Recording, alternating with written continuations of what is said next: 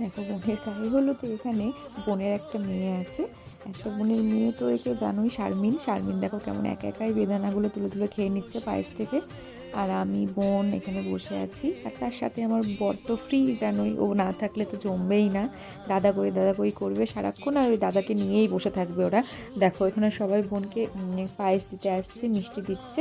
আর আমার বড়ও কিছুটা দেখো খাচ্ছে, বরকেও খাওয়াচ্ছে সবাই। আমার দিদারা যারা আছে তারা এসছে, বাড়ির বড়রা যারা তারা এসছে, তারাও খাওয়াচ্ছে। আর ও বেশ খাচ্ছে, আর আমার দেখো বোনও তার মধ্যে দাদাকে বেশ ভালোই খাইয়ে দিচ্ছে, সবাই মিলে ওকে খাইয়ে খাইয়ে দিয়ে বোনকেও খাওয়াচ্ছি। তার মধ্যে দেখো বোনের আরেকটা মেয়েও আছে, তাকেও খেতে দিলাম। তার মধ্যে বোন একটু দেখো আমাকে জড়িয়ে জড়িয়ে মাঝে মাঝে ধরছে।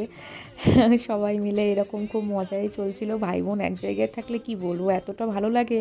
আর জানি না কেন সময়গুলো খুব তাড়াতাড়ি চলে যায়। এই কাজের ফাঁকে কাজ সেরে সেই দিনের শেষে যখন এই কোনো একটা অনুষ্ঠানে বা কোনো কিছুর জন্যে বাড়িতে সবাইকে একসাথে পাই, এত ভালো লাগে কি বলবো, এটা মানে কাউকে বোঝানোর না।